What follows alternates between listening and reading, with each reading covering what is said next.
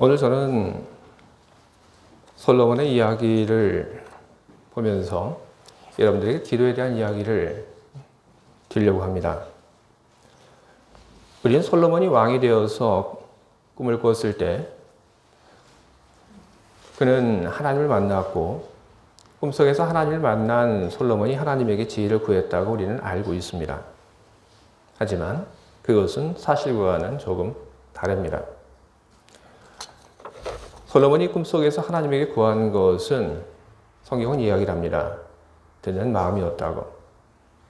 그런데 하나님께서는 내가 내 말대로 하여라고 말씀하시면서 솔로몬에게 지혜를 주셨습니다.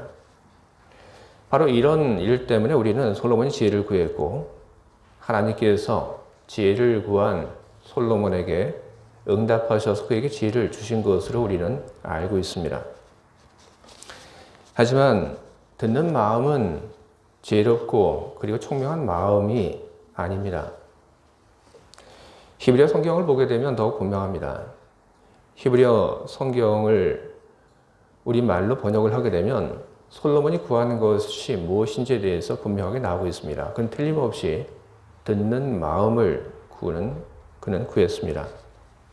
그리고 히브리 성경은 또 이야기를 합니다. 하나님께서는 그에게 지혜로운 그리고 잘 이해할 수 있는 마음을 주셨다. 그렇게 기록이 되고 있습니다.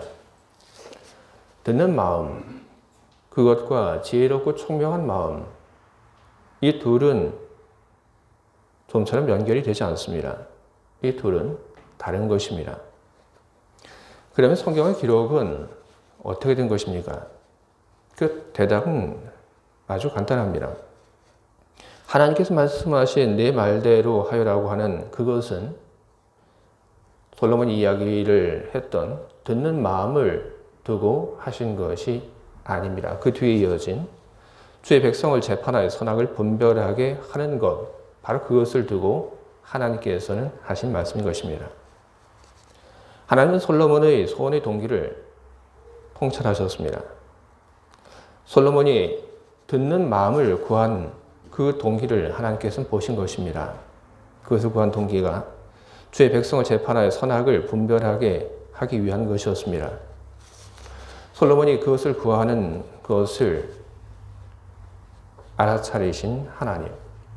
솔로몬이 바라는 그것이 이루어질 수 있도록 정확하게 무엇이 필요한지 아시고 하나님께서는 솔로몬이 구했던 듣는 마음이 아니라 지혜롭고 그리고 총명한 마음을 바꾸어서 솔로몬에게 주신 것입니다.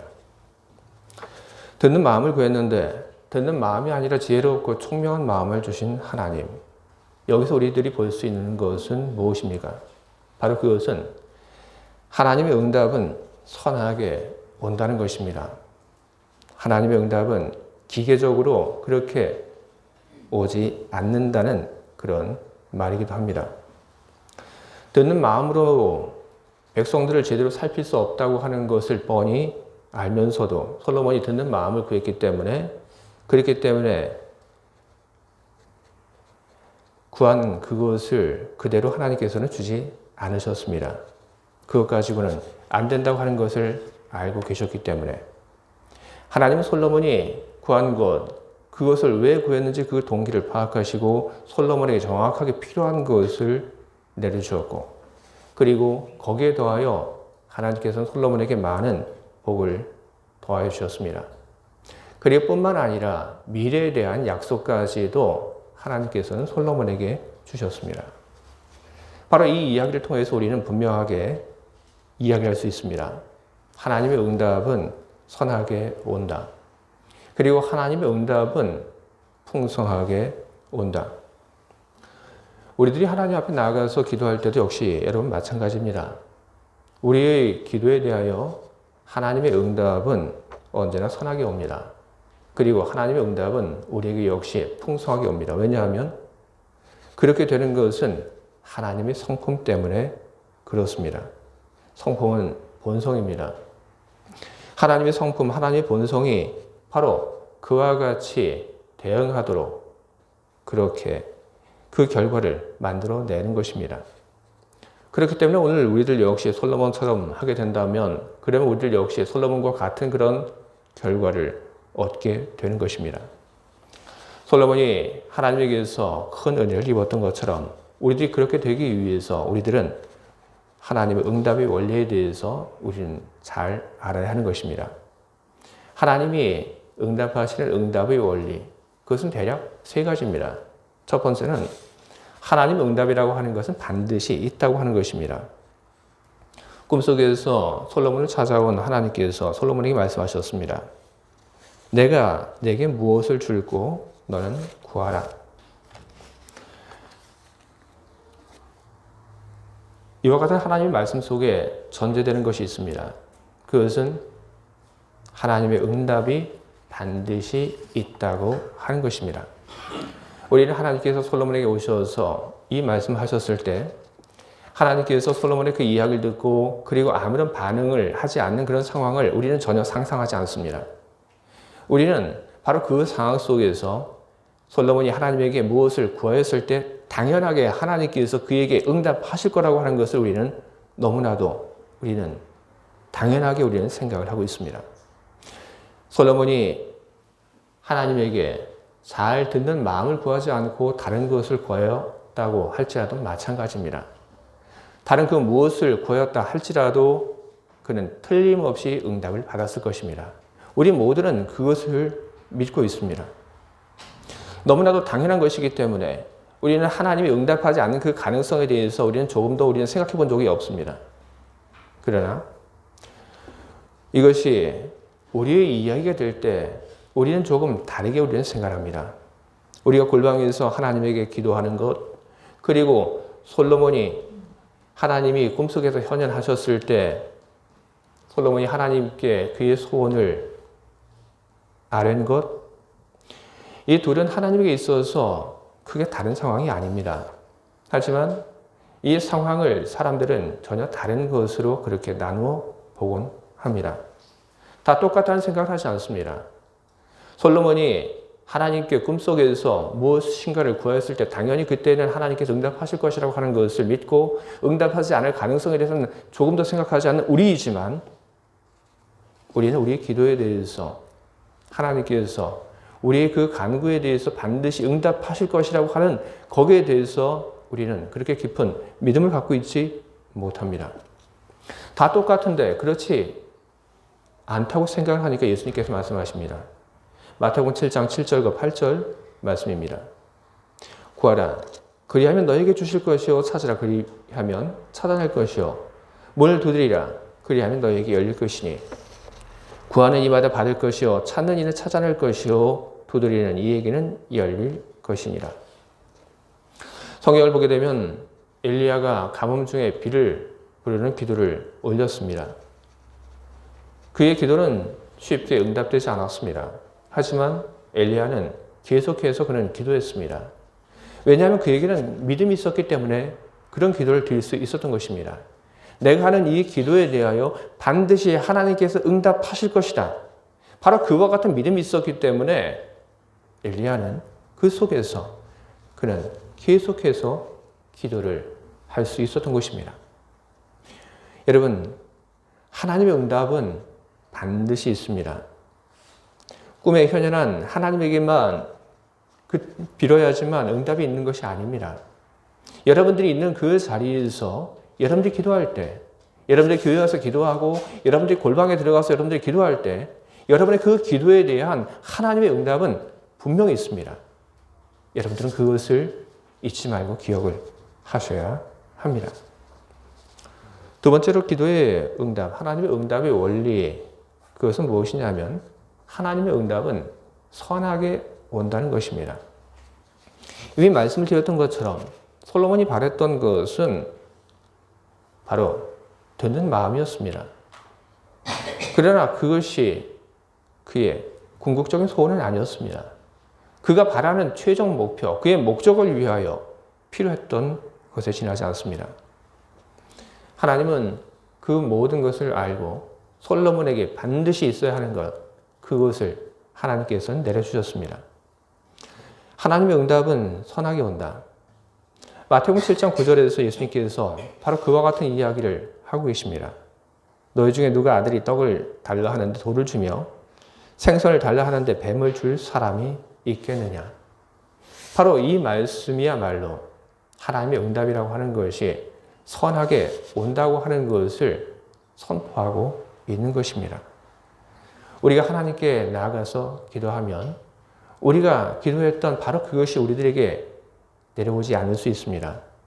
하지만 우리들은 그때 알아야 할 것이 있습니다. 무엇이냐면 하나님의 응답은 선하게 온다는 것입니다.